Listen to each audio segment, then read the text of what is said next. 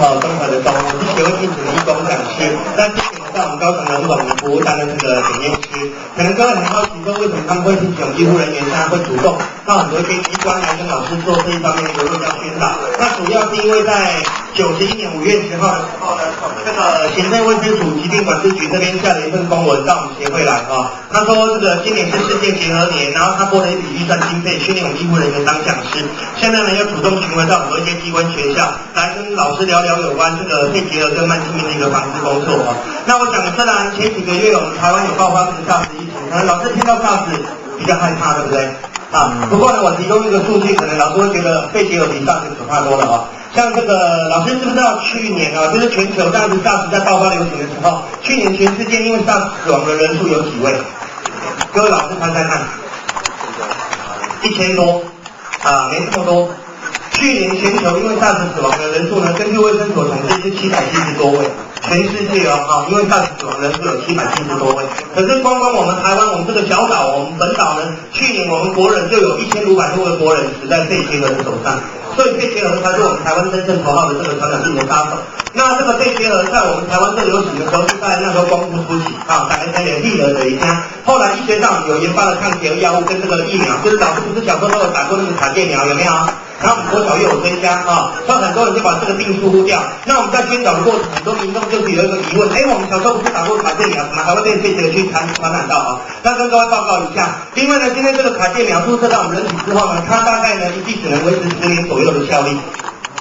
所以呢，当我们年龄慢慢的增长，然后它这个药效慢慢的减退，可是我们年龄增长之后，我们的抵抗力、我们的免疫系统能力开始提高那万一今天老师你有加上你有经常在做运动，我们身强体壮，今天你不小心真的吸入了结核杆菌之后呢，我们不具有传染力，而且身强体壮的人才能自行痊愈。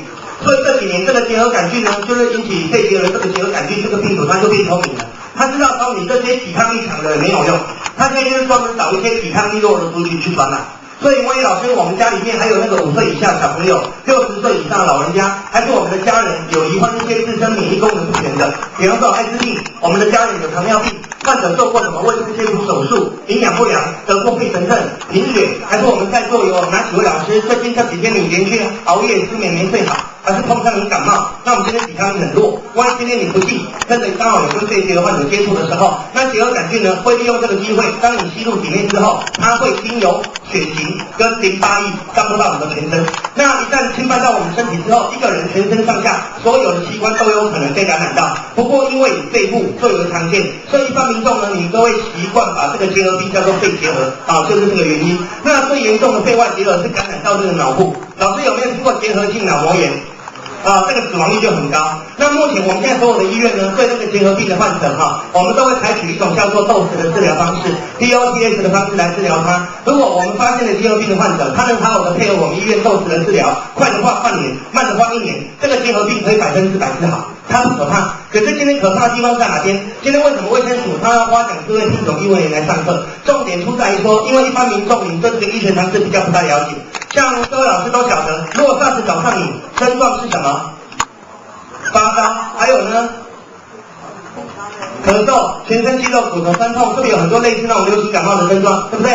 那是因为这是政府一直大力的在推动这个SARS你要注意它的一些这个问题那老师如果肺结核找上你了，各位知不知道？它的病症很多民众就不懂，然后再加上我想请问一下我们新国的各位老师，你们有没有那个福利，会每年帮各位做那个什么胸部X光检查？有。什么有的有，有的没有？有。每年都有做吗？还是2年一次？2年一次那老师，如果你今年有做，明年你自己会不会自费去做？不会，对不对？我们国人就是比较没有这种预防的观念。那你跟人说，万一老师你没有做胸部X光检查，你又不知道这方面医学常识，你被传染到，你在不知情的情况之下，你没有办法去接受治疗，你没有接受治疗，你把自己的病情越拖越严重就算了，无形之中，各位跟你接触过的一些亲朋好友、你的同事，是不是可能要被你这个人去传染到，被你害到，对不对？像我举一个你们同行的例子好了，老师记不记得那个嘉义三子去年呢，他们就是有一个高三资讯科的女学生因为她有肺结核，结果呢在校内呢就是这样子引起集体感染，全校200多位师生你们晓得吗？这是我们在华山上课的时候呢，他们的训导主任跟我们提到的。那刚好我就是特别去找新闻，然后就有把它简报下来就是在这一边嘉义商子的这个爆发校内感染到肺结核的事情。那上个礼拜不是台北振兴医院也是有爆发院内集体感染肺结核，有没有？所以我觉得老师真的要特别注意这个问题。那我们今天来上课的重点在哪里呢？那就请老师现在看一下我们刚刚发给老师的讲义中间上半部的位置。那我们讲义上就把老师列得很详细老师，因为我们真的不幸被肺结核感染到，那我们人身上出现的主要病症会有哪一些？首先第一个就是咳嗽所以呢，老师你要观察你最近有没有收到亲友连续咳3-4个礼拜以上的。我人照长期得摆个照给后然后他咳嗽跟SARS又不一样，SARS呢是属于下呼吸道感染，所以呢，如果老师你被SARS传染到之后，那个咳嗽是干咳，痰不多，可是被结核的人咳嗽痰会比较多，然后咳出来的痰呢是呈现暗黄色的现象，会青青绿绿的。那患者呢，中期痰会有血丝，末期会像连续剧演给大家看的。吐血咳血这个就是末期要小心还有呢，一旦您被SARS被肺结核感染到，一定患者的呼吸会变得比较困难，然后呢，他会感觉到胸闷胸痛，然后他人会比较容易感觉到疲劳、疲倦、嗜睡、没有精神，还有这几天的胃口会变得很差，体重会急速的减轻。那最明显的症状是在傍晚。每一个人在傍晚的那段时间，体温会在体内自然的上升。在座的老师，如果你有被肺结核感染到的患者，你会因为傍晚体温上升的关系，然后患者的脸色，他的皮肤跟我们正常人比，会呈现有潮红的现象，会变得比较红。然后晚上在睡觉呢，这个患者会去畏冷，会去盗汗。这些就是警告各位，很不幸的，你可能有被肺结核感染到。那如果说病情不是很严重的话，不需要住院治疗，也不需要什么居家隔离，你就让这个患者在家里好好的休息调养，然后再配合我们医院豆子的治疗。那我们在家中还要帮患者注意哪些事项呢？讲义上有的我就肯定不讲了老师你们自己看一下那讲义上没有的呢，有几点呢，简单的跟各位报告一下。第一点，老师因为我们的家人一旦有一患到肺结核，那你要记得患者他日常的衣物被褥，我们要经常帮他们去换洗，然后洗完是都要铺盖，对不对？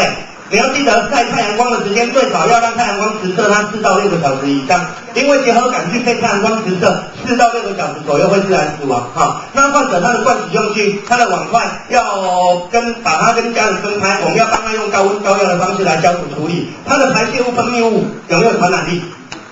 有，所以我们看能不能帮他集中焚烧。如果没有办法焚烧，我们就是利用抽水马桶有没有把它给冲掉，然后周中几次比较干净然后最可怕的一点就是这些什么SARS的患者啦、肺结核的患者啦，这些传染病的患者会去吐痰。老师晓不晓得这些传染病的患者那一口痰很可怕？他们一口痰吐出来通常好几亿只的病毒在里面。然后呢，病毒活在那个液态，就是痰嘛活性状态之下，它离开人体还能存活1到3天之久。那像各位老师每天你要进出校门口那万一今天有一个民众他有传染病，结果他把一口痰吐在校门口，老师你们看到了，你会不会绕道过去？会不会我想最终看到的不会踩到他而已，对不对？就跨过来那很可能不小心，也有可能有吸入传染到的危险。所以我们这边会呼吁大家，患者呢，他如果要吐痰，你还是要让人家吐不过你就是请他发挥公德心。这些传染病的患者要吐痰，你要教他一定要用面纸马上把痰包住，包住之后还要请他马上用那个打火机干什么？很多人把它烧掉。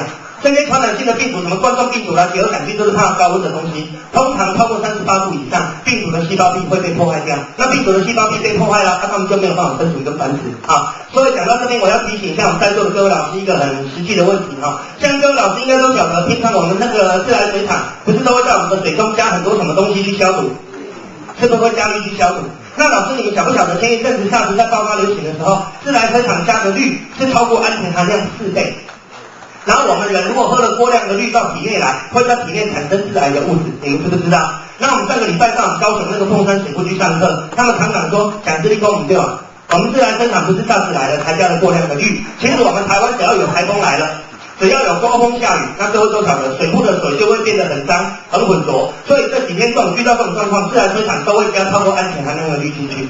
那今天问题出在哪里？出在各位老师现在很多人家里面是不是都买了装了很多一些什么 RO 逆渗透的，什么一些滤水器材那很多人家里面的水现在好像都没有在煮，都是接过来直接倒到饮水机，然后利用饮水机加温加热，它的绕热来临吗？对不对？很多人都是这样子。那这样子经过饮水机加温加热，可能一些有害的物质，可能病毒是烧死的，可是氯有没有挥发掉？没有上次你跟家人是不是又喝了过量的氯到体内来？所以呢，老师今天上完课的人，你就要特别的谨记，以后你只要遇到我刚讲的上述那些状况，我们台湾有某某什么疫情传染病又在爆发流行，还是有遇到刮风下雨那种，就要记得这几天的水一定会加过量的氯，然后你水一定要煮过才去喝。然后老师，当我们煮水煮开了是不是100度？我们以前就马上就把火关掉，对不对？你就不能马上关火，再把锅盖拿掉，转成小火煮5分钟，懂不懂？当水一开之后呢，把锅盖拿掉，转小火煮5分钟，这样自然生产下的氯就能完全的挥发。这样子老师跟家人水喝下来就比较健康，比较安全，知道吗？那讲到这边也要提醒大家，像今天的天气又开始转凉了，对不对？那我们知道很多人在冬天的时候都喜欢在浴室里面泡那个什么热水澡，有没有？那跟老师你在洗热水澡也是要建议你怎么样洗出健康，泡出健康。就是你如果要泡热水澡，千万不要超过40度以上的水温。因为40度以上的水温的话呢，那个氯会随着这个高温有没有？它又会挥发。那结果我们又泡在那个浴缸里面，然后浴室门就关着了，有没有？你是不是又吸了过量的氯的气体到体内来？懂不懂？所以你要泡热水澡，医学上是建议你们，如果你要泡澡，可以不要超过5分钟。所以呢，其实最好的方式、最健康、最清洁的方式，洗澡方式要用淋浴的嘛，对不对？所以医学上其实是鼓励各位洗澡都要用淋浴的方式，比较健康好，那之后最重要一点就是要呼吁我们在座各位老师，你要有效的预防什么SARS疥疾这些传染病去找上你除了我们本身居家的环境，我们个人的清洁卫生，这些卫生管理要做好之外，最重要的真的是奉劝老师要每年养成那种观念，你要定期到一些医院有胸腔科，那我们帮各位做那个什么胸部 X 光检查。那个健保虽然没有给付，可是那个片子不会很贵，那张片子大概250块钱。我们只要能早期发现、早期治疗，不管老师是肺结核也好，还是SARS也好，其实这2项传染疾病早期治疗100%都可以治好，所以他们不可怕。不可怕，反而老师你要担心害怕的是什么？我想各位老师应该都晓得，卫生署每年不是会对我们国人公布10大死亡原因吗？对不对？老师，请问你有没有人知道我们台湾这20年来10大死亡原因，第1名、第2名20年来从来都没有变动过。对，第1名国人20年来都是死在癌症上面，平均呢每9分钟我们就有一个国人因为某某癌症死亡。那老师，国人第2名怎么死的？心血管，很接近。对，国人第2名都是死在脑中风上面，平均每40分钟就有一人中风死亡。那第3名有变动，去年第3名是意外，今年变第5名，第3名变心脏病，第4名国人是因为糖尿病死的，第6名是因为慢性肝炎肝硬化，第7名是肾脏病变，第8名是肺炎，第9名是自杀，第10名是高血压。那刚各位老师有没有注意听10大死亡原因？我们把它排除掉意外、自杀，还有8项疾病，8个疾病当中有1半以上有5个病，它是因为哪一个慢性病去导致造成的？高血压。所以呢，我们最后一个任务就是要教老师来把血压控制好。你把血压控制好，基本上什么病都比较不会去找你然后我想呢，在宣导之前，很冒昧的跟我们辛苦的各位老师先做一下简单的调查。那请老师把耳朵借我注意听。卫生署呢有给我们详细的任务，要我们来上课的时候顺便统计国人92年度的平均血压。请问在座老师有没有人知道你现在自己本身，还是说各位老师家中直系亲属？长期的你不用举直系亲属长辈有高血压的，请举手。5、6、7、10、12、13、15、20、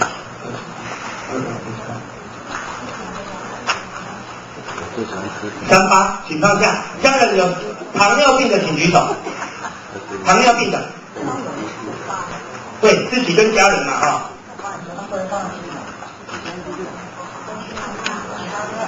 请放下22位家人有心脏病的请举手。心脏病的12，请放下。刚才3种病你都举过手的老师，请再举手。好，现在请大家回头看一下，你们学校就是这3位老师是高危险群，有缘才能当同事。所以以后老师在校园遇到我们这3位同事，请尽量不要刺激他们，不要让他们校园有这个病。还有后面那2位男老师为什么叫你们不能刺激他？因为老师都晓得嘛，肺结核SARS是来自于传染的，那我们是可以有效的预防。可是高血压、糖尿病、心脏病这3个慢性疾病90%它是来自于什么？这个遗传的呢。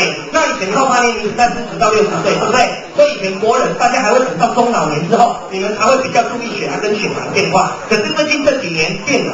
因为现在社会进步的脚步太快，大家的工作压力大，生活很紧张，加上现在人又吃得好懒得动，老师有没有发现最近这些慢性病的年龄层、这些患者一直有年轻化的趋势？像我记得是不是前天的新闻有，最近的那个什么大专生有没有？大学生不是帮他们新生做体检吗？每4个大学生就有1个有高血压，真是糟糕。然后不要说年轻人就高血压，老师有没有听过连小朋友都中风的？有哈，来，老师你们听过年纪最小的多大中风？有没有人知道？我们全台湾年纪最小的多大中风？8岁，没这么大。3月15号我们龙总也说一个4岁的年龄，然后3个月前建议你们晚上临睡前的喝水量是不用喝多的，医学上研究过，临睡前的喝水量请喝200到300 cc。杯水啊，有没有看过杯水？杯水是240 cc 啊，大概2-3口就没有了。可是老师一大早睡醒要喝多少水？500啊，一大早睡醒是喝500 cc 的水。然后我们一个人一天最少要喝多少水对健康才有帮助？3000。一天要喝3000 cc 以上的水，这是水对我们人类2次保健之道，希望老师要做到哈。好，那第2个饮食我们就讲到这边。第2个，老师情绪要不要控制好？情绪管理要做好，这个不用我讲的哈。生活作息要不要规律正常？也要。好，那我现在调查一下，我看到好多老师现在没有精神，在打瞌睡，已经昨天没睡好。好，那我现在调查一下，来，在座老师，你们每天晚上平均大概在9点上床睡觉的平均的，还是会有啊？来，给我们的魏老师掌声鼓励一下，跟各位老师一样，还会比较高来的举手。来，老师平均晚上在10点睡觉的请举手。现代人10点也算少了，对不对？所以我们也给这8位老师掌声鼓励一下。好，再来更晚睡，来11点睡觉的请举手。12点，这种人最多了啊。好，先问老师人为什么要睡觉？来休息。请问要让我们的什么休息？大脑而已吗？是不是要让我们的体内器官5脏6腑利用你晚上睡觉那段时间内，它才能跟着你们休息耶，对不对？好，那老师，请问一个人一天最少要休息几个小时？就是要睡几个小时，对我们的健康才有帮助。对，一天只要能深度睡眠6个小时，对健康就有帮助。好，那昨天12点睡觉，老师交通，好，我先调查一下，昨天12点睡觉，老师到现在为止，你知不知道你只睡了几个小时？6点老师答对了，标准答案是3个小时。你们是护理老师吗？因为这个题目是我们本科的比较知道。因为我昨天3点才睡。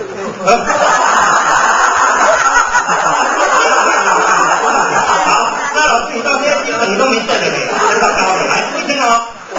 医学研究报告说我们每一个人在凌晨3点过后内分泌呢都会在体内自然的分泌增加。那当老师的内分泌在体内分泌增加之后，它会随着自然唤醒我们体内的每一个器官在工作。所以虽然3点人还在睡觉，你的大脑还在休息，可是你的器官已经在3点过后，随着内分泌、随着肾上腺素的分泌增加，你的器官就起床了。那今天老师把你的器官都想象成是一根蜡烛，突然停电了，我们找到蜡烛是不是点滴头烧啊？那你喜欢长期晚睡熬夜的老师，等于就让这一根象征你的生命、象征你器官的蜡烛去点2头烧，烧2头的蜡烛会发出更大更亮的光芒，让各位老师的生活生命充满了灿烂没有错啊！老师相对的请问你，这一根蜡烛的寿命真的怎么样？比较短。那你的器官不是跟那一根蜡烛是同样的道理吗？对不对？所以各位能说到各位在讲口渴，你要身体好，要健康，要长寿，就是要早睡，早起，对不对？你有听过晚睡晚起的？早身体好，一直早睡早起身体好。所以我刚才说，我们刚才有一位老师9点就标准的准时上床睡觉，那有8位10点睡觉了。这9位老师将来会比大家都来得长寿，我保证，原因就是这样。如果他们9个不发生意外的话，意外有没有跟我保证啊？正常的你会比较更长寿啊。很多人就说讲这个怎么办？像那个老师说我昨天9点多才睡得着那我不就等于都还没睡？那我每天多饼，我感觉搞不够一天不是24小时，你那个时间只会多饼，能够多饼的来一天医学研究报也是有短短的黄金的1个小时，有60分钟给他多饼可以把器官的寿命再延长，其他时间多饼就多饼的什么时间？好好的记。你们的职业很适合。中午。就是中午的12点半到1点半，这个短短的黄金60分钟，在这60分钟，老师能够深度睡眠，每10分钟等于晚上睡觉的1个小时。所以有时候老师，你有没有发现你久早都不睡？那你拖了你1、2分钟的发现精神就来了，那一段时间最厉害。知不知道？所以没有办法早睡的老师就是一定要做午休，知不知道 ？OK， 好，那这是生活的作息，我们先讲到这边，再来就是运动了，对不对？要教老师运动，来，老师你们平常有在做运动的，请举手。还不少嘞，也不简单好，来举棒下来，其他可是大部分的老师还是不举手，为什么不爱运动？忙啊，很累啊，对不对？真的，我们协会用心良苦为了各位老人，还要帮你们发明一个可以帮老师促进血型、控制血压的运动。那老师，今天呢，你们下班了回去之后运动学会了，就一定要跟老人家讲，因为最近这种天气来了，有没有？这种寒流来老人家很危险，你要让他每天做的运动，可以稳定他们当天的血压，避免老人家发生中风还是心脏病的意外来，请老师现在把双手借给我，高举过心脏，我说放下才可以放下。运动做完，我还要测出老师的健康状况好不好？来，手打直，手要打直，然后握拳。张开，用力抓下来，张开，用力抓下来，张开，然后请老师开始抓快一点，用力抓快一点。这个运动跟外三弓的水手有类似的功用，请各位老师以后你这个运动一开始抓，最少都要超过80下到100下以上的，每次要抓到超过80到100，那保证各位将来老师活得久的人钱就赚得多，对不对？来，请问加几下了？你们不知道，老师，我请你，我在演讲，我不都成的，你们都没有人赚，看什么再一次啊？好了，最后10下来，10、9、8、7、6、5、4、3、2、1，请放下。可是等一下会发现精神百倍哦。来，再请老师摸摸手掌心来，贴贴各位的脸颊，有没有发现做完运动后的老师手有什么现象？哎呀，一学对吧？来，先请老师从列经茶位。来，老师列经茶位，恭喜起定定请举手。1、2、3、4、5、6、7、8，还有没有？9、10。11、12，好，请放下来。那我现在解释一下这个现象。大多数的人做完这个运动，应该反应是要休下去了。休代表你是一个血液循环良好的人，血循在体内良好的人，健康状况是处在良好的状态。恭喜大家！大部分老师都是这样子。可是呢，我们有12位同事该道歉，他们做完反而呈现的是惊人的练，为什么呢？小心了，2个原因才会造成这个现象。第一个原因，因为刚才您这12位同事做运动不认真。不认真做当然是不会的啦，而且你看我很认真做完，我还不这样子跟人真正原因是这2个。第一个原因是比较乐观的话还好，因为这12位老师只是末梢神经血循比较差，那你可能只是运动量不够，那这个多运动才能改善。这个比较乐观，可是悲观的你要小心，因为这12位老师很可能你们跟我们正常人的血压比起来，血压是属于比较怎么样？偏低的，知道吗？低血压的。那一般人你都会只注意高血都不注意他们低血压的，对不对？老师，请问低血压有什么危险？中风。对，低血压也会中风，很多人都以为只有高血会中风，而且低血压的人最容易会脑部缺氧，怎么样？休克的没？所以他们是不是常常蹲下站起来就会怎么样？头晕嘛。他们将来会有一次等于心动波，告他氧气打不上去，打到一半，砰，就脑部缺氧休克。那万一休克，他心脏呼吸停了，旁边没有人懂 CPR 就完了。讲到 CPR， 现在学校老师都有受过 CPR 的训练了吧？学生也要，老师也要嘛，对不对？怎么有？来，老师学过 CPR 的举手。还不少嘛。其他老师没学过啊。好，那等下一次呢，请组长再安排，我们改天再从各位教那个小人来教你们 CPR 好不好？好，那有学过老师我调查一下，你们已经会救人了，对不对？万一真的你看到学校有一个老师是忽然因为这样子脑部缺氧休克倒下去，那你学过 CPR， 你真的会马上冲过去对你那个同事口对口推的，请举手。那我就说嘛，现在的同事爱怎么几个？那个低血压老师自己都多苦了，知不知道？那低血压老师是脑部这样搞得像这个样子，也会中风，而且在跟各位报告，最近这2年我们医学研究说，人的血压如果一直太低的话，将来年纪大了70%低血压的人70%将来年纪大了，很容易罹患一种叫阿兹海默症的病。老师你有听过吧？什么叫阿兹海默症？老年痴呆。对啊，就是老年痴呆症，这是低血压跟高血压不一样的并发症那目前医学上真的研究出来，几乎什么病跟高低血压都有关系。问题老师，血压藏在大家的体内，他又看不到、摸不到、感觉不到，那怎么办？测得到、量得到嘛，对不对？所以卫生署这几年一直在呼吁大家要经常去量血压，有没有？包括我们协会的会长，老师，我们的会长是谁？你们有没有人知道？你在电视上应该经常会看到他那个宣导影片，他一直教大家要常量血压，谁讲的？对，孙玉贤，孙之正是我们协会的会长。所以老师你想，孙玉贤如果当年他有注意血压，他不中风的话，请问今天讨论的历史会不会改变？那是你们讲的，不干我的事了。然后来，老师我再问你们，越南那个广那个温世仁你想想看，他大半生这样子赚了那么多钱，对不对？结果呢，现在正值壮年50岁，结果就走了，对不对？你看他30几亿怎么花，没有运气享受了。所以健康这个才是代表一切。对不对？所以呢，卫生署不是自从蒋少年当教子中风了这几年，不是一直在跟我们各位呼吁说，要我们家家户户都要准备什么1家3剂吗？帮家人做预防保健嘛，对不对？老师，卫生署推动1家3剂，请问是哪3剂？唔对哦，你在讲体温计，温度计是挂你边子。体温计，还有呢？血压计，对了，还有一个，还有体重计。对，所以老师有没有发现啊？最近这2、3年父亲节、母亲节就变得不一样啊。以前是还流行送礼蛋糕、舞蹈给老人家，然后最近这几年流行送什么最多？所以我们经常接到很多些民众电话，因为你们看那个知识站的宣传短片，下面我们协会出电话。现在我们8年老师的讲义，你看左下角是不是有电话？所以很多人呢，我会经常打电话在问我们，请问在量血压的时候，电子的好还是水银的好？很多人都在问这个问题。那我想学校也有教护，也有护理老师，你问他，我们只要是本科的医务人员，我们都会劝你量血压用什么最好？当然还是要水银的。老师，你看医院都有什么方法叫量血压？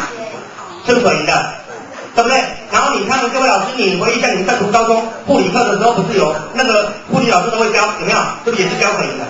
那我就觉得奇怪了，护理老师教各位要用水的量血压，医院也是用水的量给大家看。可是我们发现，好像你们一般民众都不是啊。你们要嘛到现在很多人家里面还没有准备血压计，如果有准备的话，可是我们发现好像都不是用水的。你们都买什么比较多？为什么？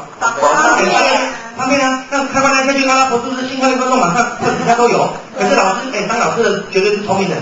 你这么聪明，你怎么没有在买之前把你的脑袋拿来想想看？它这么好用，这么方便的东西，为什么医生护士我们不敢用？这个地我还没有发明，后来才发明。他说什么？也没有这个东西，后来才发明。那经过了这10几年之后，为什么医院还是在用水银的？因为我们今天都很落伍了，是不是？还是因为我们很少买不起。看我在用手做节目，一个医生10万6，那个医生一个月10几20几万，买不起啊，是吗？好，也不要说哦，你也知道稳定度不够，你也知道不准确。好，那老师你既然都知道它是不准确、不稳定的东西，那请问老师，血压是不是关系到一个人生命安全的事情？对。你为什么明明知道那一台不准不稳定，还要买一台回去帮你爸爸妈妈2个人知道稳定？不要害他了，我不要买保险。好，第一条买一下。可能都没有考虑到那个误差的严重性。刚才很多老师都说电子的不准，请问差多少？有没有老师去比过电子的跟水的大概差多少？差不多真的是差20对。水银的不会用。那我跟老师报告我口说无凭消基会呢在4月4号的这篇报道，他说电子血压计跟水银的就是差20到60度。老师，0到100电子的跟水的都会差20到60的毫米汞柱哦。好，那万一今天老师今天你到120的学校上班，突然我们老人家跟你起床之后呢，拦着你的门口跟你说他现在起床之后人怪怪的不舒服，说他现在头晕、头痛、想吐、胸闷、胸痛，然后整个人这样子手脚无力啊，然后半侧呢手啊脚会麻麻的，然后眼睛呢会怎样模糊，然后耳鸣，这些是一个人要中风还是心脏病快发作的前兆。尤其是提醒老师，你这种天气，万一真的听到老人家喊头痛，好好的关心人家，问他痛哪里。因为一颗头很大，我们不教的话，你们有没有人知道？老师，人头痛哪里最危险？痛哪里才叫中风、心脏病要发作的部位？我能猜了太阳穴，觉得太阳穴的比较多，对不对？很多人都比这边比较多。其实痛在这2边的是感冒的，快感冒的，这里其实他是头痛。当然，这里头看心前惹的是工作压力比较大的，比较容易搞错玩想不开了，爱做牛角尖对，对了，一个人要中风、心脏病要发作当天还是前几天，我们医学上统计过，患者的脖子都会先出现什么？他会跟你说他很酸很僵硬，然后跟着他会痛在后脑勺那一块叫枕骨的地方。来，各位老师把手往后脑勺摸，有没有摸下去一块凹槽？那一块就是叫枕骨。然后你问老人家痛法是什么？跟他讲，他会跟你说他现在后脑会胀，很屌，然后心脏跳一下，不要再做点安乐。第二，就这个，这种情况老师跟他讲起了，已经这个爸爸妈妈很可能血压冲得很高，故意黑跟顶头赶慢加跟加你敢讲起啊，查通好嘛？为人子女的老师，家里要赶着上班，突然老人家说这么痛，听到的你会怎么做？送医院，打电话叫救护车。我们听到答案都是这样，然后我也直接很肯定的跟你讲，家人会因为你们这个举动可能反而害死他。因为老师，你有没有想过怎么送医院？你说送医院怎么送？走路坐车这2个方法。请问第一个，走路是不是运动？现在老人家叔叔他快中风了，你还叫他运动，他会不会走到一半血压冲升高，当场爆血管？5颗联合，有可能。那很多人会讲说我那么笨我不会叫救护车，还是我自己赶快开车去医院。可是老师，你有没有想过，医院有没有刚巧在你家隔壁？没有。你把患者上车上，他人坐在车上，挺贵的，一起去看便宜耶。老师，你们没有听过，很多人就是送医院的途中不治死亡，心脏病发爆血管的吗？有没有？有啊，那你为什么还是要继续送医院？因为你们民众观念就是这样。那高血压患者、心脏病要发作患者不是让你这么处理的，所以我们现在要教你。这边上学一起中医共来，完全一点勾雷临手哈，因为那个没有临床证实的东西啦哈，不是鼓励你们做。那我们这边是会教你正确的做法，就是说，你只要听到老人家真的有不舒服，首先要有一个观念，根深蒂固观念，患病一定是脱离不了什么血压的。老师，你们昨天晚上熬夜失眠感冒，你讲话紧张走路，女老师生理期前后血压2多变化。所以你只要听到老人家不舒服，你就是好好的安慰他，请他不要紧张，不要太紧张，请他好好的坐着休息5分钟，然后你马上量血压，先求证看他的血压高不高。懂不懂？如果量起来血压不高，那不高最好啊，不高我们也不用跟学校请假，对不对？老人家可能只是没睡好，只是感冒，他休息一下就没事了。但是如果量起来，哎呦，真的是高血压嘞，那怎么办？送医院不保险，所以请各位老师马上在家里帮老人家紧急降血压，先争取一个缓冲时间，先把他的血压稳定住，然后才能送医院。然后你们要怎么在家里帮老人家紧急降血压呢？2个方法你们能做得到。第一个方法，让他先吃药。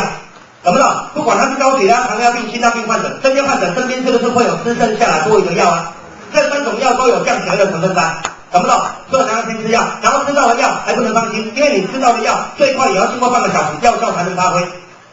所以你还要做第2个动作，马上在家里呢找一个脸盆出来。好，然后帮它装温水，水温呢尽量控制在40到45度。好，万一他临时找不到温度计，就用这块手腕柱碰水面，或水面摸摸抖一下，然后对你的爸爸妈妈放轻松，然后请他跟着把双脚怎么样，把蛋放到这个水里面。因为我们要利用这个温水去刺激他们的脚底胆，因为我想各位老师都知道嘛，我们人的脚底胆这时候有分布很多微血管跟穴道啊。那当它一受刺激一扩张之后，会让老人家原本要冲在脑部的血压瞬间拉到哪里去？对呀、那你是不是就帮你爸爸妈妈他们避免掉中风跟心脏病吧？懂不懂？然后记得里面泡脚，你然后里面做量血压动作，因为这个泡脚它是慢慢的往下降而已，懂不懂？你不能太快降，很多人就说那泡脚不是更快，不会泡脚，只是血压落差起伏变化太大，中风就倒塌了。所以你就是泡脚，慢慢的把它往下降下来，降到安全值了，好，我们再把它送到医院去处理，懂不懂？可是现在有一个问题，老师要讨论了，什么问题？现在你老人家们不舒服，我们医院是用水的量，对不对？我们量起来180很高，那我们赶快帮他炒，让他需要帮他泡脚，我们就帮他处理了。可是你们民众家里呢，电子的量起来就120，哇，会不会误诊误判？所以很多人接下去又跟老爸老妈讲一句话，哎，奇怪，你怎么会叫头晕头痛啊？我来，爸爸妈妈，你是昨天没睡好，你是不是因为那个感冒了？你现在乖乖的听我的话，你回床上躺着休息一下，你困起天都不在家。我讲怎么样哦？结果老人家这边要听你，然后要躺下去就完了。一倒下去，后脑是不是比心脏低？血压就是往脑不通血液往心脏快速集中回流当然人家中风心脏病要爆血管，才害他的。所以当今我们有句话跟各位沟通，这句话你经常教学生，今天换我来教大家。我们说做任何事情，是不是要工欲善其事，必先利其器？那老师你真的有心想帮家人量血压的话，你就记得血压是量准确的，不是量方便的，知不知道？可是每次劝你们民众哦，你要用医院用水的量啊。结果呢，大家听到马上就跟你们同事那些考虑的问题，不会量啊，那水的不会量，对不对？就是这样。所以说有很多人都要求我们医务人员要求我们公益团体来上课的时候，然后呢教到大家水的怎么量，甚至很多人叫我们帮他们直接推荐，帮他们找医院代用仪器。那在座老师，如果你有去过我们龙总、去高医、去妇幼、去大同医院，还是去你们台南就是那个奇美，目前我们南部是这5家医院的哈。现在呢，心脏内科、癌症中心还有那个什么洗肾室啊，我们医院呢现在是用这个仪器呢，在帮老师测量血压，所以我们从医院调出来教大家，然后推荐给你们，以后你们可以尽量去仪器去找这个医院现在引进的这一套仪器，有没有老师看过？有嘛，对不对？有人有跑过这些医院的就能看得到。你看它怎么不见了？听筒还有一个东西也不见了。对，大家怎么听好了？这个叫水银自动型血压计。以前老师要听的叫水银手动式血压计。那以前那个手动的听筒靠在耳朵，有没有老师知道？对，要注意听你的什么声音呢？哎，对，听你的心跳脉搏声。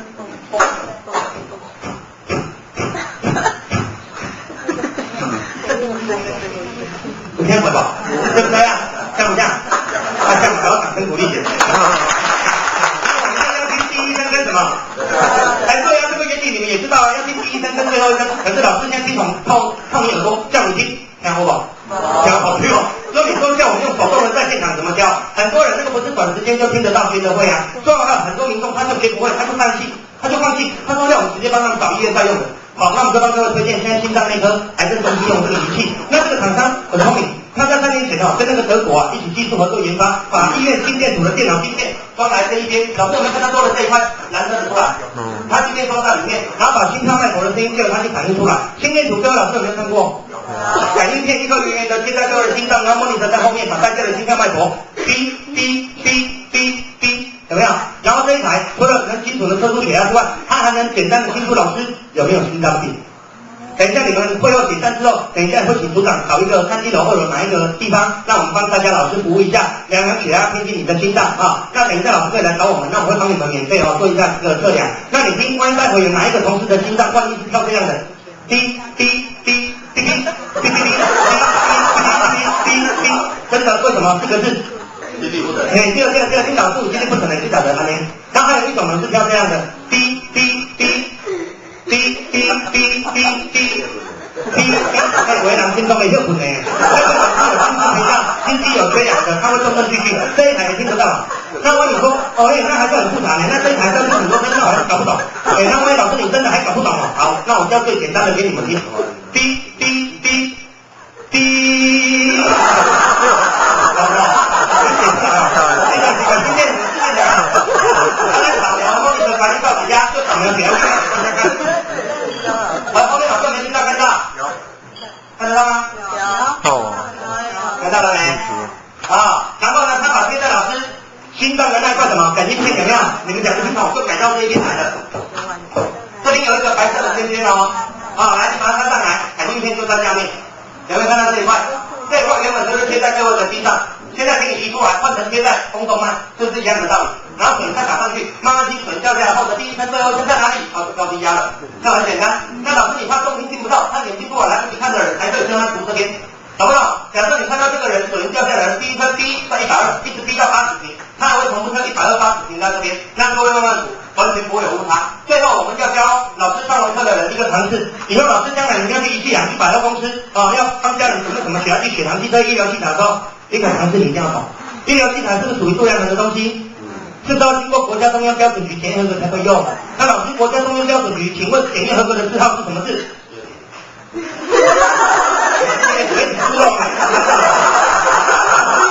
这个国字啊。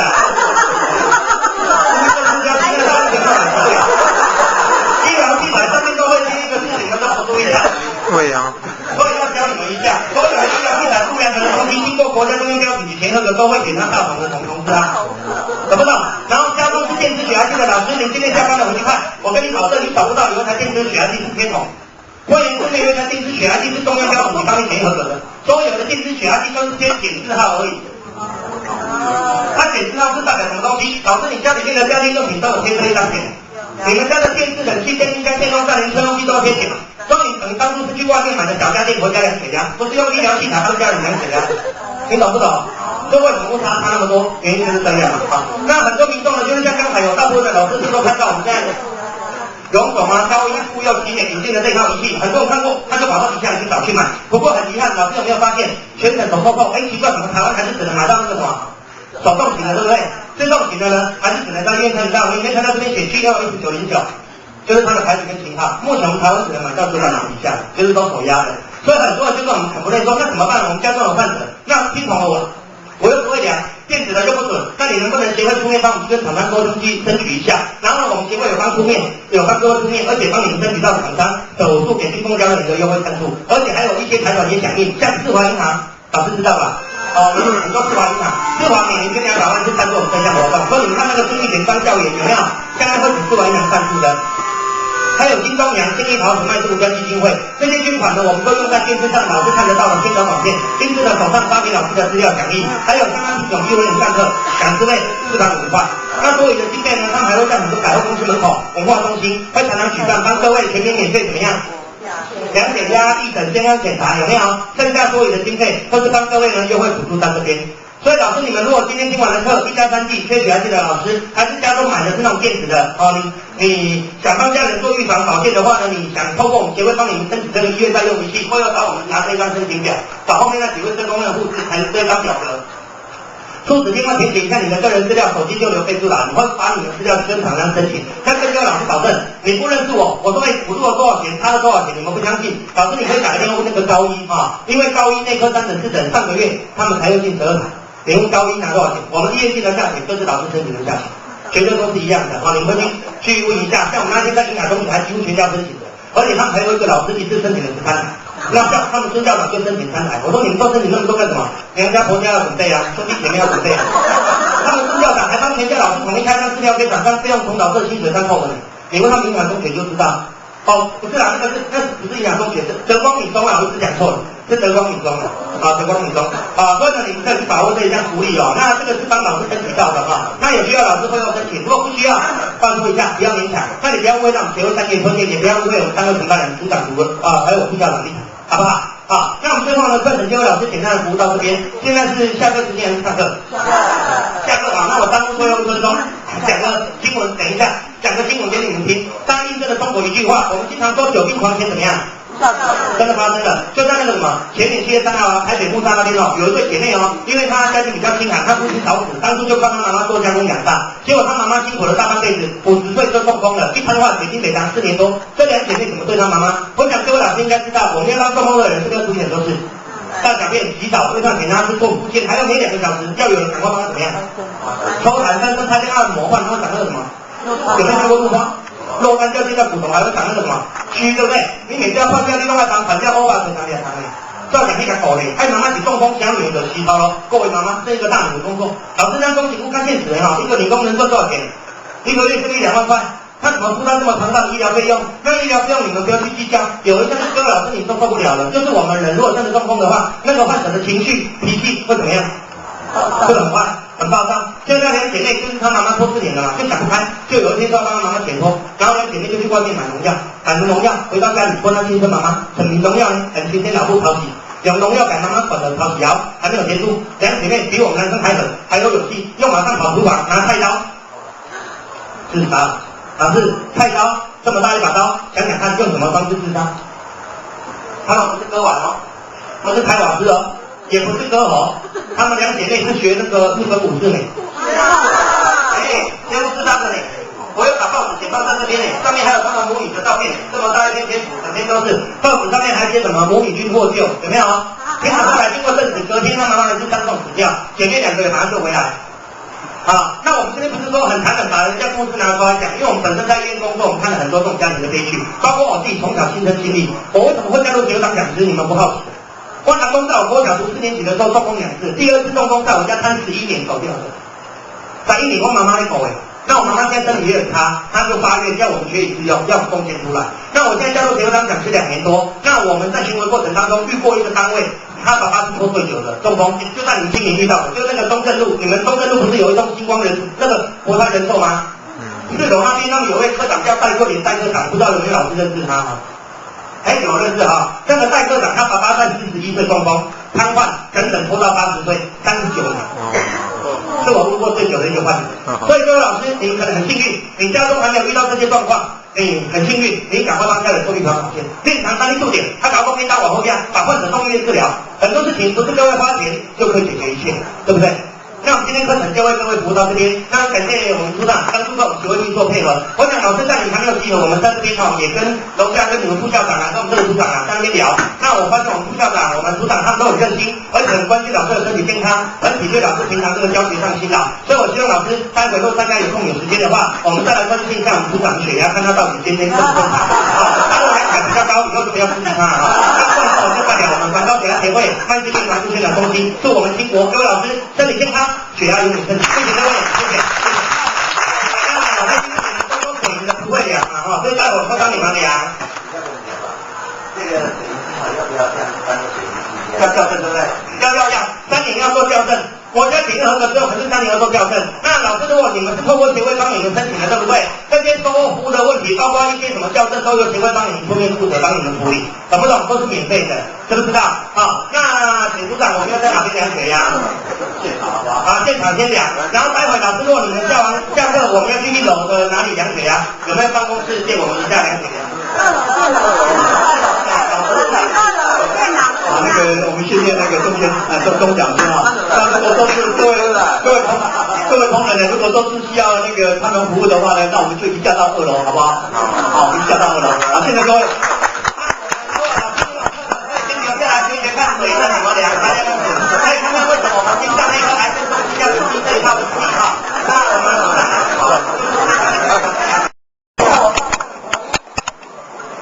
很快哈，这个不行有没有？压一下，好，拉开来，老师你就自己拉开来哈，拉开来，水泥往左搬，是水泥杆，往左搬到底，好，搬到底水就跑出来，这样是烧水的哈。它电源超了，右边这颗按键轻轻压一下，好，这样就可以量了，把它拉出来，白色感应区线找到以后，白色感应区找到朝前方，你就要朝反方向，朝前方哈，伸开来，这样从中间伸开来，那对哪里？手心向上，小指头进去。两根左手的那个。不要紧，这时候你衣服再多都不要拉起来，放轻松就好。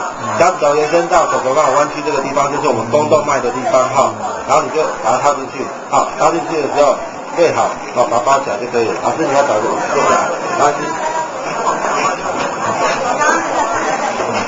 好，那可以放轻松，那你先坐下来哈，坐下来。坐下来之后很方便，这时候老师你就这手放轻松，按左边的 start， 好，左边这个 start 就轻轻压一下。现在在按。对，是直接按下左边这个。好，对，开始就是，好了，就是手放轻松就好了，放轻松看，放轻松，它自动加压，加压之后不要讲话，不要动作。下降的时候连续增长，第一声就是高压，最后一声就是低压哈。那你看一下连续增长在哪里，刻度在哪里，它自动显示在右边哈。好，来看一下，中间就是我们心脏跳动的声音，在这边有没有？107，绿色灯号，1，这是我们心脏跳动的声音。好，这里的心脏跳动就很规律、很稳定。好，那这个 OK 没问题，我们看低压在哪里？好，低压在大约70，快70这边有没有？好，69，绿灯血压怎样？很正常，这样就量完了。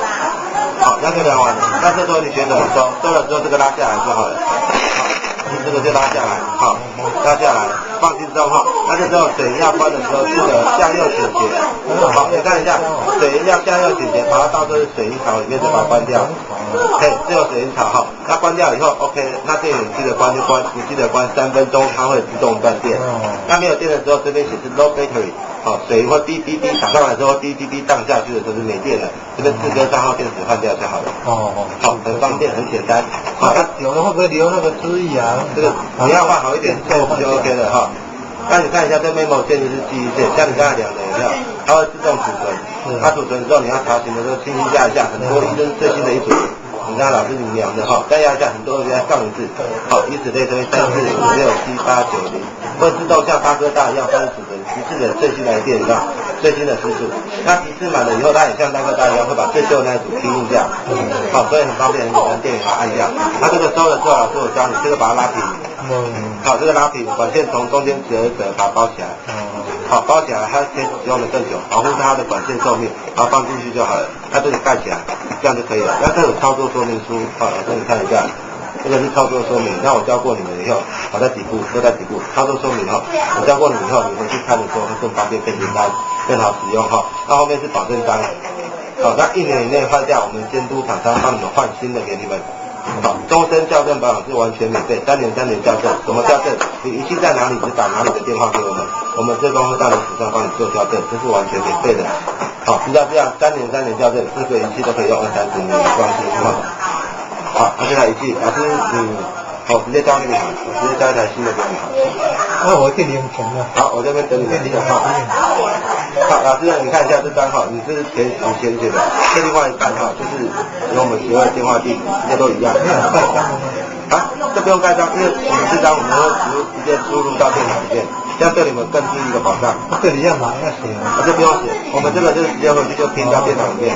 好，这样对你们的保障是更大的。好，比你这个你忘记盖的那个都还好。好，那有任何问题，你就记得，虽然不会使用，你也记得打电话到我们协会来，我们社工都会帮你服务。好，你仪器在哪里就打哪里的。你现在在南区嘛，台南是算南区嘛，你就打高雄的电话，让我们社工也会过来。好，只不过说我们要安排一个行程，一个路线，不会说你打了我马上过来。大概过2天3天，我们安排一个行程 ，OK， 我服务过去。好，那你就打电话过来就可以了。然后这仪器我直接交给你。你就自己再操作一遍。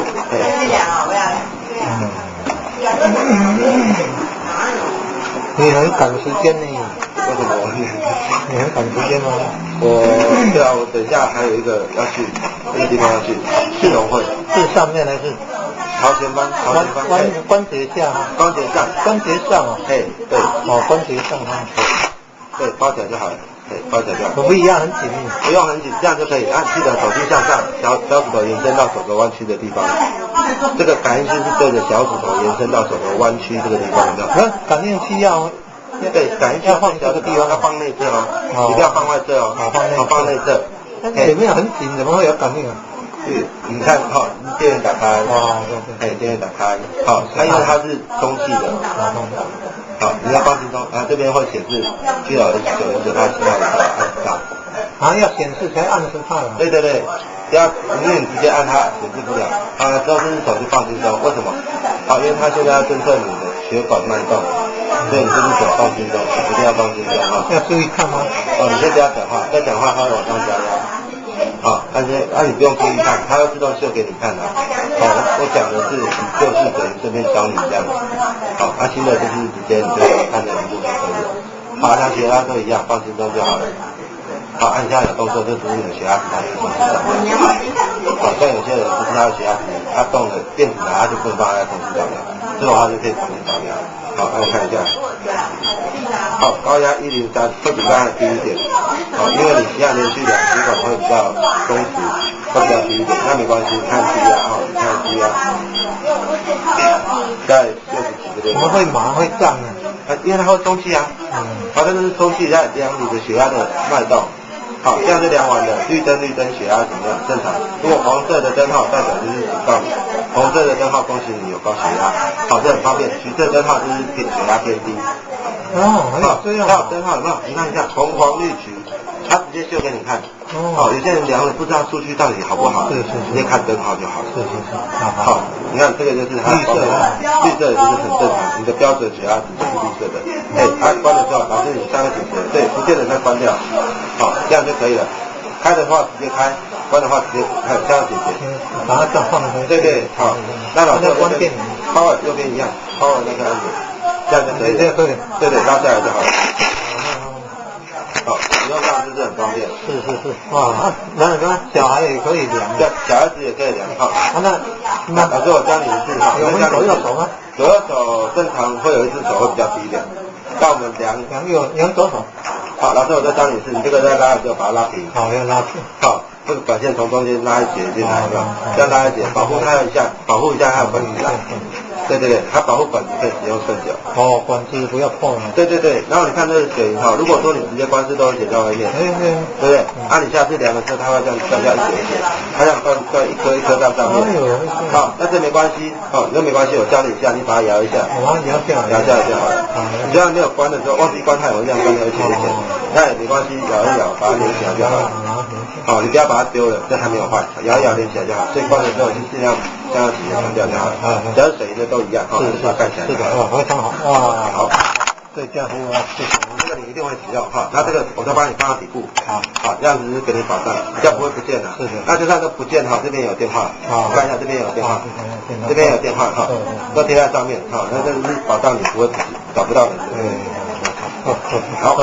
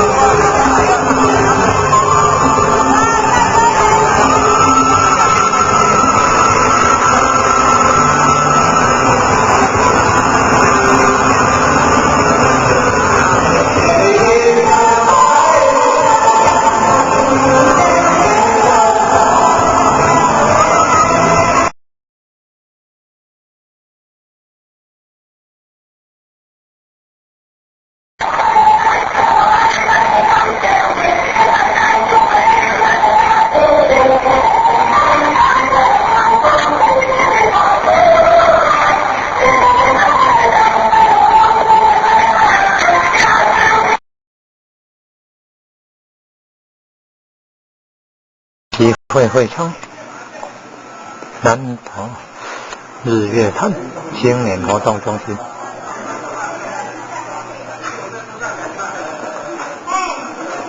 赶快往餐厅了。你给他练嘞。好，我想问你。啊，你先往来看。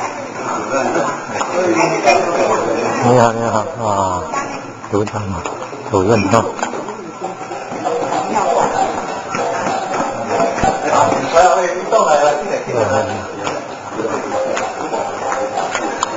哦，好棒哦！哦，好好好，好，那么清楚了啊，好棒好棒。哦，好。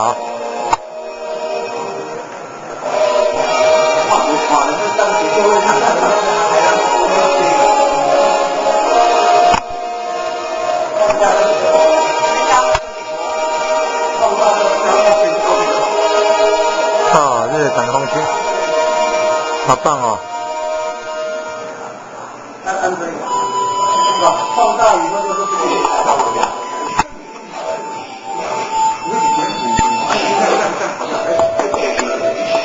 这样子，因为我那个字的话是真正电脑出来的，那你的影像因为放大，税都成这样了，税都这样啊。你好，很好哎，哇，好棒啊！好美啊！哦，好棒！谢谢，这在哪里找到的那个光碟片呢？是医院才去的吧？这是人家私人设置的吗？还是教育部开的？公馆。哦，谢谢。哦，好棒啊！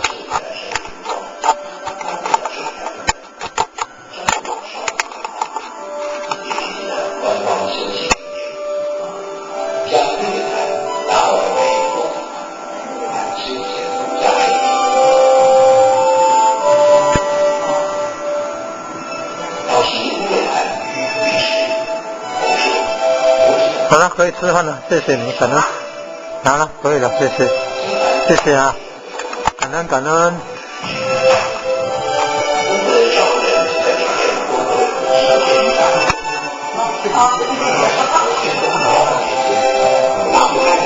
哎呦，那个一斤会受得了啊，没关系啊哈。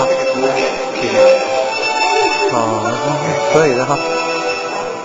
看肉行。好，没关系，抱歉。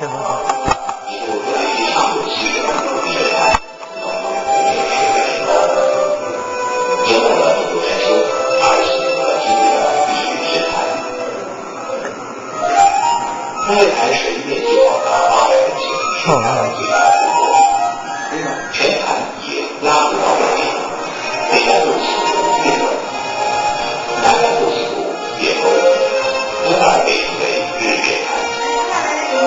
这个水上流流动一下，山水相连，山水气候不多少，不是因为地理生态，不上神人作的，也就生活在万万群山的日月潭。浪漫年轻的诗人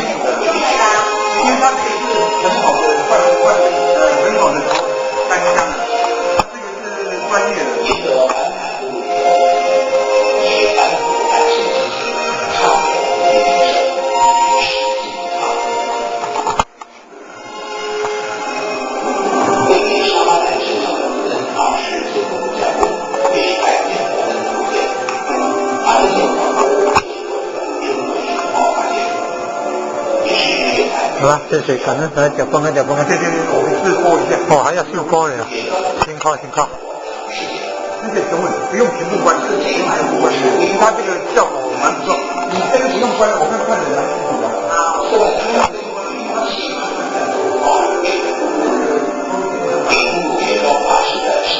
玄奘法师，文武庙，大上去拜拜那边文武庙。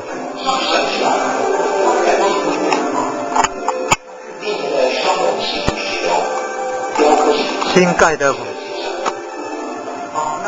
就不一样了哈。好了，休息了。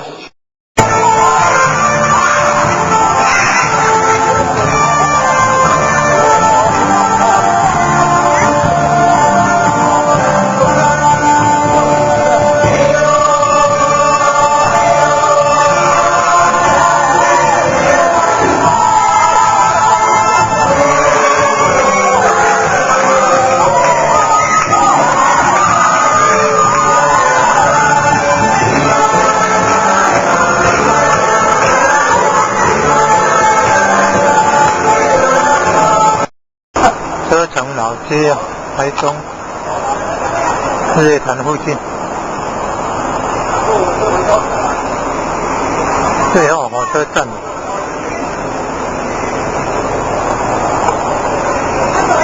南投车站。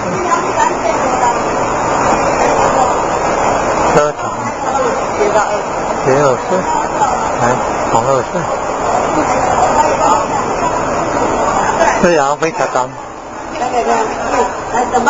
车城老街慢点。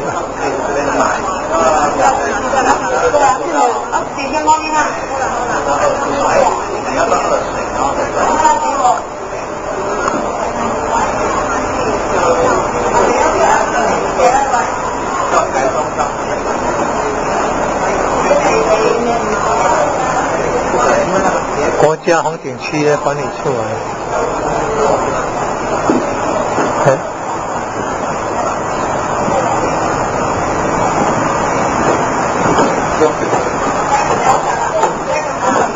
哇，感觉真好啊！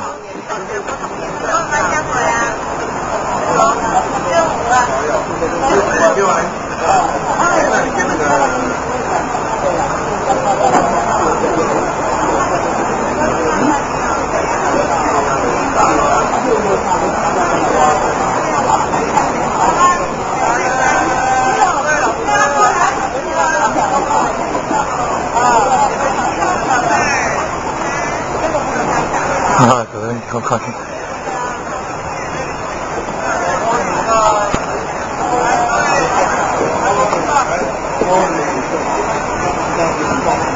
车城站，南投车城站。